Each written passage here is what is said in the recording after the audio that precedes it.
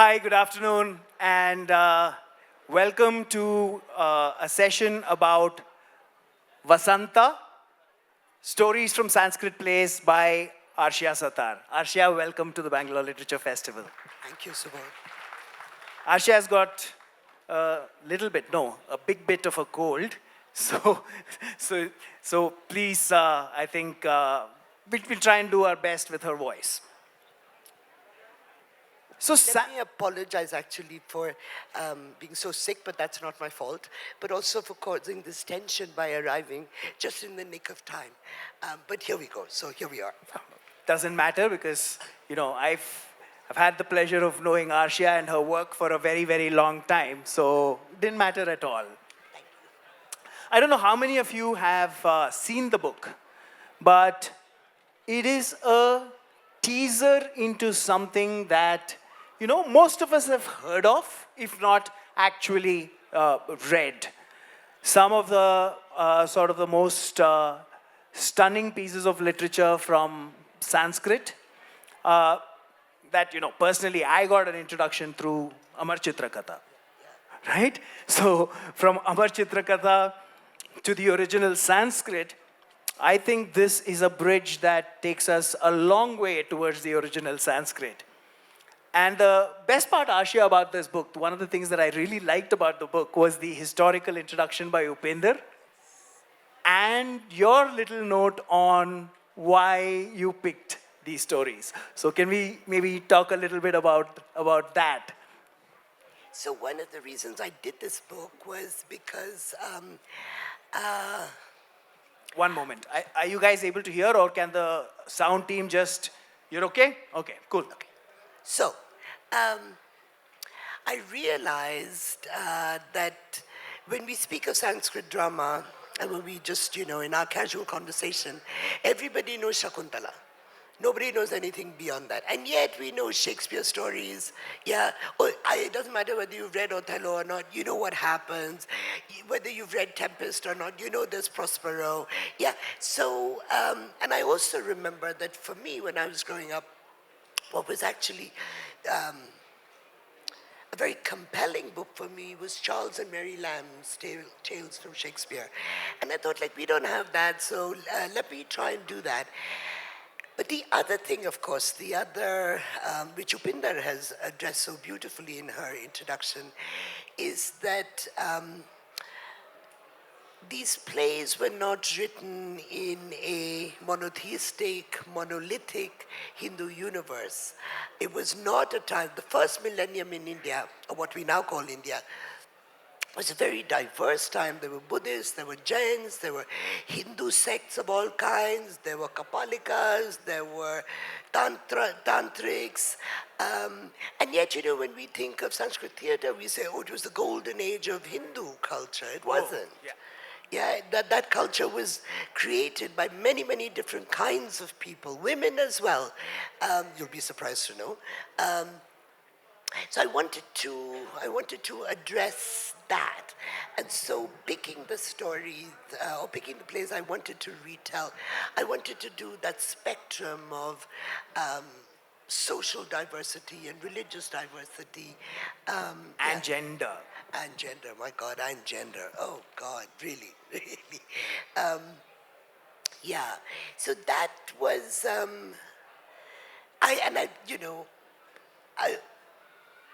Upinder is the best person to write this kind of historical introduction. In case you don't know who Upinder Singh is, she is Dr. Manmohan Singh's daughter. That's the sort of gossip part, but she is a most excellent historian. She writes in the tradition of Romila Thapar. She's Romila's student and all like that. She's very plain speaking. As the introduction reads. There's no flourish, there's no drama. It's just this is how it was. And I think it's her steadiness that makes her so credible, Absolutely, because that's the part about Upinder, and and then Arshia's got this nice little piece about why I like Sanskrit plays, right? And that got me thinking. Because if you are studying the English language, for example, then you do read the classical Greek plays. And they play such an important role in understanding the evolution of the language. And you know, you read that, and then you read Shakespeare, and then you read whatever contemporary work. But when it comes to the classical Sanskrit plays, we seem to have kind of lost it in our sort of educational system. What are your thoughts on it? And do you think they can play the role of what a classical Greek plays play in a role of a average BA in English today? Well, you know, like everything else in Sanskrit, this has been fossilized. Sanskrit drama has been fossilized, right?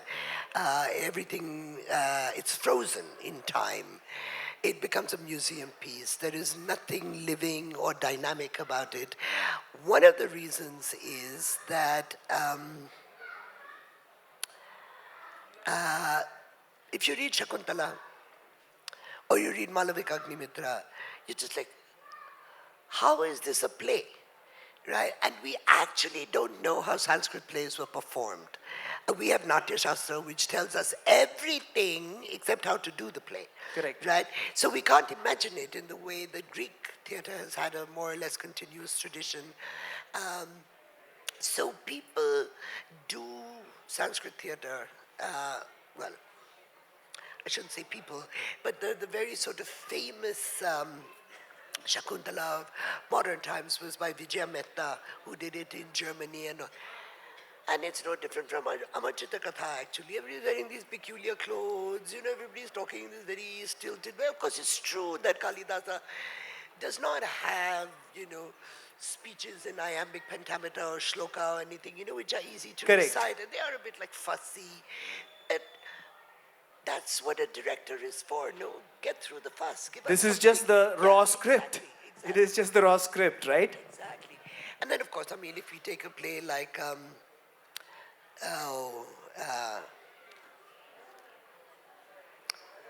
Malti. I'm sorry, I'm on half a The brain Malti. today. Madhava and Malti or something like that. Sorry? No, not Agnimitra, the other one. Thank you. Sorry, I really am on half break. Malti and Madhava, it's called. So there's a tiger. And Baba Bhuti, yeah. Sorry? Malti, Yeah, yeah. Malti and Madhava. Yeah. So there's a tiger, the tiger is running through a park, the tiger is killing people. Meanwhile, some two young lovers are having some dispute about do they really love each other. Then there's something else. There's a yogini who's flying through the sky and all of this. And it's like, oh, okay. Now this is theater.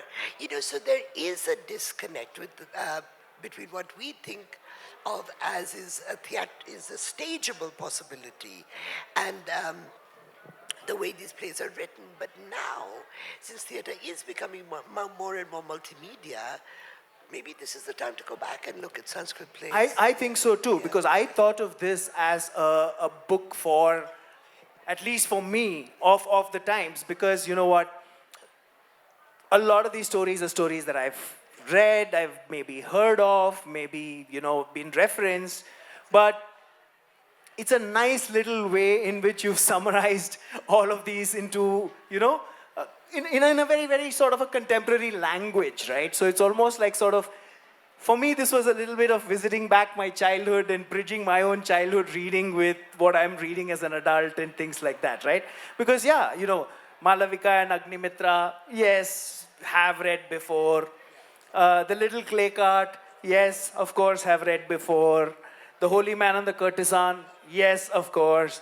Shakuntala, everyone's read Shakuntala. The Minister's Signet Ring, 100% we've read. All of these are stuff that I've read in my childhood, never really thought about it later.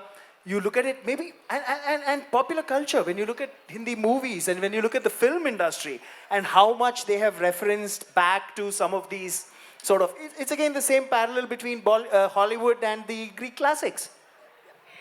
one of my favorite Hindi movie references is, the classic scene in Shakuntala when Dushyanta sees her and her two girlfriends, and she's being bothered by a bee. And he's watching, and he's describing the scene to us, right? Even though, of course, it's also being enacted. And it's a very, very loaded scene. There's a lot of sexual tension.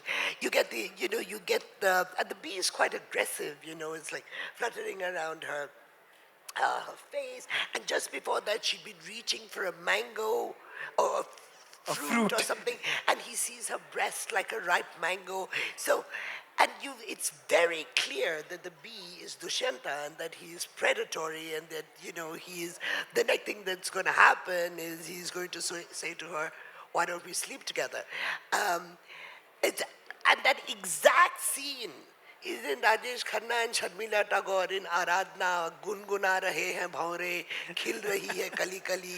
It's like, please, where did this come from? And as you say, Subodh, we all know it as a trope. We don't know where it came from. Exactly, right? And this book allows you to see. No credits given to Kalidasa in that movie. None at all, right? So, But I want to say one more thing. So this book was intended as a children's book because it's from Juggernaut, and I've done other children's books for Juggernaut and for Cheeky. And I thought, because I read Charles and Mary Lamb as an older child when I was 14 or 15, I thought, okay, we should do that. And then, I sent Cheeky, I did 3 retellings, and I sent them to her as a draft, and she says, listen, this is an adult book. I said, oh, I'm so sorry. Is the language too adult? And I was very worried about, all these, everybody's just sleeping with everybody, right? You can be a king and have 3 wives, but you see your chief queens, like, your mic towards. sorry, chief queen, hairdresser, and you say, oh, that's the one, and so then the whole play becomes about the king following this serving girl, but meanwhile the queen is getting, anyway. So I thought that was the problem, right? So Chiki's like, no. The language is fine, but I think today's children are very judgmental.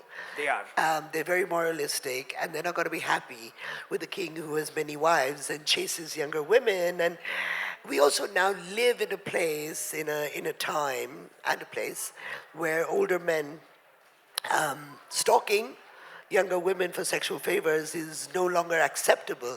So she said, make it an adult book. And it's turned out, actually, she was right. It is an adult book. Because again, I read the book not as a children's book. I didn't, right? I read the book as a 55-year-old man.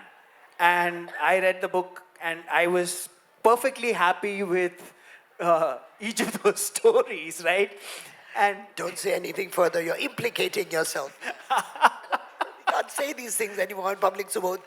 But Arshia, again, just to go back to just how each one of these plays essentially sort of played that trope in front of my eyes, right? Because when you think of someone who is from privilege, and let's use the word from privilege, right? And is a woman, and then she has a retinue. She has a hairdresser, and she has these friends, and she has these people that bring her clothes out for her. She's like a modern day movie star, right? I mean, these are 3rd and 4th century modern day movie stars or social media influencers walking around in their gardens while there are others that are preening and singing their praises. I mean, I was like, these guys are like the social media influencers of today. Well, it is also true that almost all the Sanskrit plays we read, because they're in Sanskrit, are about privileged upper classes, elites, ruling classes.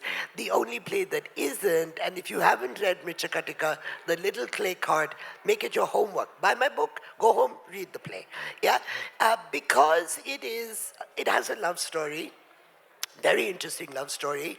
It's not a virgin girl who is the center of the protagonist's attentions. It's a courtesan. Yeah, Vasanta Sena. She's the most brilliant courtesan in the city. Charu Datta If ever there was a most undeserving hero is Charudatta. He's got nothing going for him. He's the complainer.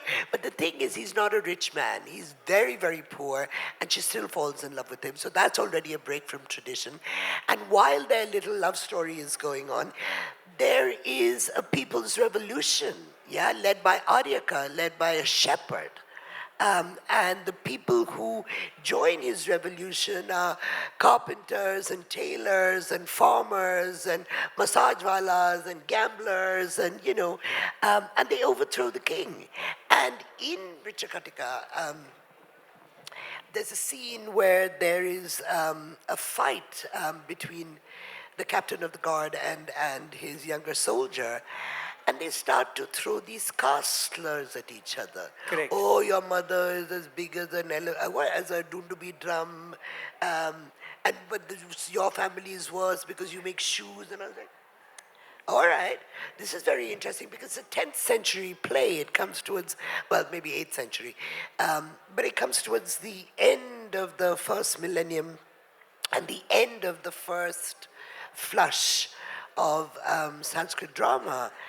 And it is so radical, it is so different, and it is also the only Sanskrit play that keeps getting performed over and over again.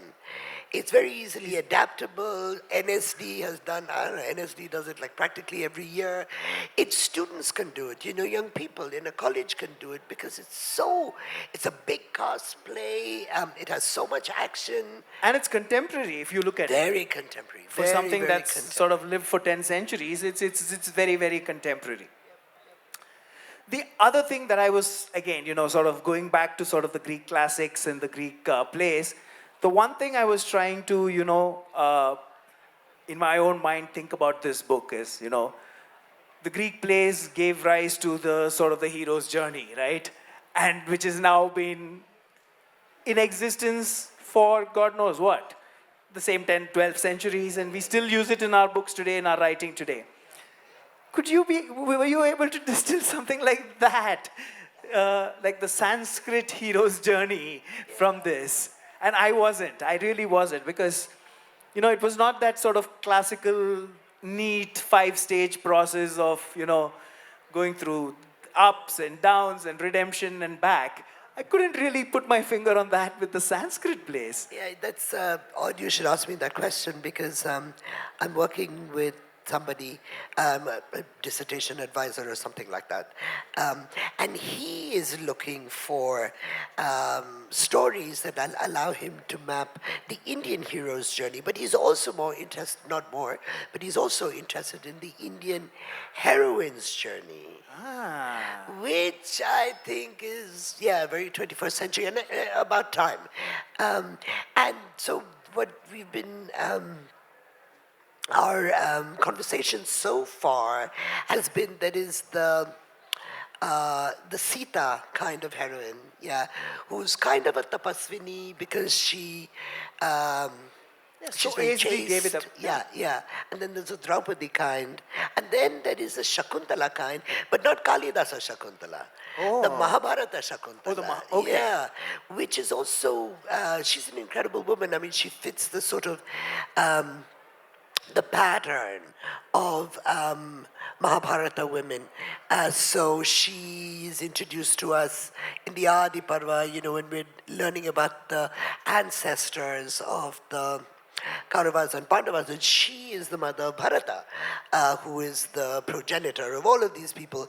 But anyway, she is the daughter of Vishwamitra and Menaka, and Kanva picks her up, the sage Kanva, and he brings her up in the forest. And while he's away, the king comes hunting, and he sees this beautiful young woman, and it's Mahabharata, right? And in Mahabharata, if you see somebody, you just say, I want to sleep with you, and it's sorted, right? It's not like you have to wait for the bee to come, and, for the girlfriend to deliver the message of love, nothing. It's very, very direct. So she says, yes, I'll sleep with you, but my son must be king.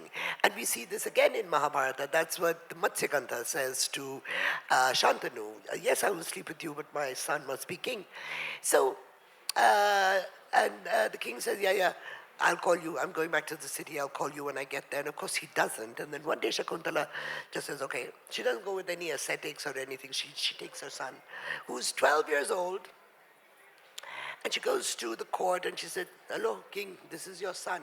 And he's like, I've never seen you before. I don't. How can you say this is my child? He's so big. I can't have a son. It's quite an interesting conversation. And she says to the king, Shakuntala says to the king, don't talk to me like this. Do you know who my parents are? My father is Vishwamitra and my mother is Menaka. And the king says to her, and the king's name is not Dushyanta, it's Dushmanta. Oh. Bad thought. And he says, yeah, I know. Your father was a lech and your mother was a whore. Right? And she says, I am better born than you are. Yeah, you are human. I am part divine.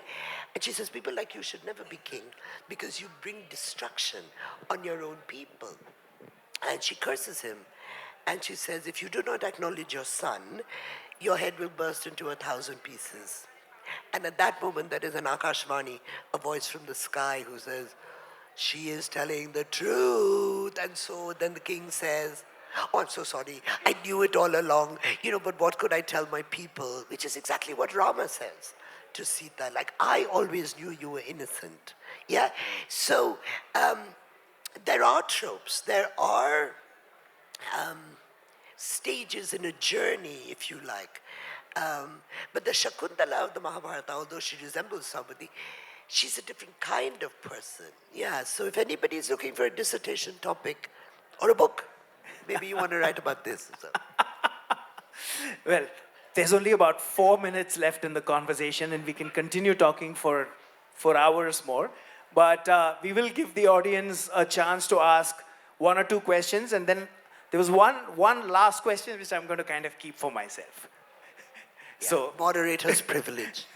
Thanks.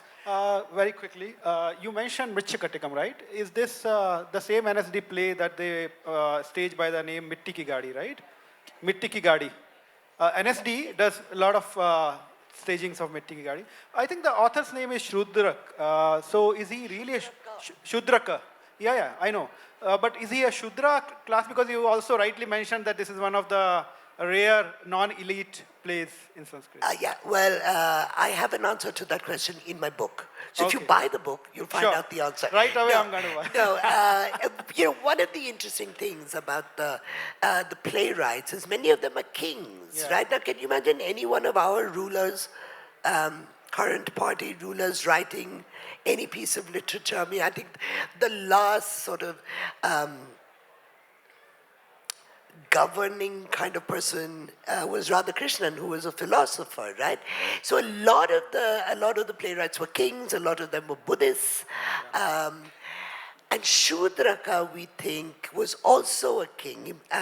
But he took the name Shudraka, which means little servant, because he's actually completing Bhasa's play, Daridra Charudattam. That's possible. Okay. Yeah, I think Vishak Datta was a Buddhist. The author of Mudra Rakshas, he was a Buddhist, Vishak Datta. Right. At all, I'm sorry. But that's because I'm deaf. So can you just hear it? Hello Arshia, I'm Dr. Neha. I wanted to ask a question. All throughout our readings, we have always thought that the Shakuntala of Mahabharata and Shakuntala of Kalidasa are the same. What's the difference between the two, as you say? Oh my God, the story is completely different. But they're also separated by about 1,000 years, the stories. But also, Kalidasa was writing a Nataka.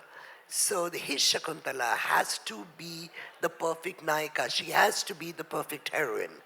Right? So she can't be this jungly creature who shouts at men, for example, right? She has to be demure, she has to be virginal, she has to be submissive, she has to be blameless. But Kalidasa's genius is inventing the curse. Yeah, because when we finish Mahabharata story, we blame the king because he's not very nice. But in Sanskrit drama, the king, the hero, also has to be perfect. So in order to maintain the perfection of Dushyanta, the king, Kalidasa invents the curse, and it's a very peculiar curse because the curse is not on Shakuntala, the curse is on the person that she is thinking of. right? And then, of course, we go into a completely, Arabian Nights, fairy tale, folk tale motive of the fish that swallows the ring. So genre has a lot to do with the way the stories are told. But if you buy my book, you'll read it all in the introduction. You won't have to remember what I said. It's right there in the first 10 pages. So we are out of time, but I'm going to take the privilege of asking you the last question. It might be a silly question, but when I was outside waiting for you, somebody asked me this question. In all of these plays, the kings and the queens spoke Sanskrit. Did the maids and the other people also speak Sanskrit? No, they spoke Prakrit, which is very peculiar because if it's a multilingual play, you assume that everybody understands all languages. So there are many pretenses, there are many conceits in this idea of a Sanskrit universe where, only women spoke Prakrit and, all of that. Everybody was speaking everything. And it's part of the patriarchal construct that we are given to live with, that women did not speak Sanskrit. Yeah, okay. It's not every day that we get to be in the presence of a scholar, writer, and a phenomenal human being like Arshia Sattar. A round of applause for her. Thank you for being such an excellent moderator. Copies of Vasanta and many of her other books are in the festival bookstore, and I'm sure she'd be happy to sign a few copies for you. Thank you all for being such a wonderful audience. Thank you, Arshia. Thank you, Arshia. And thank you for making it in spite of the state of your voice.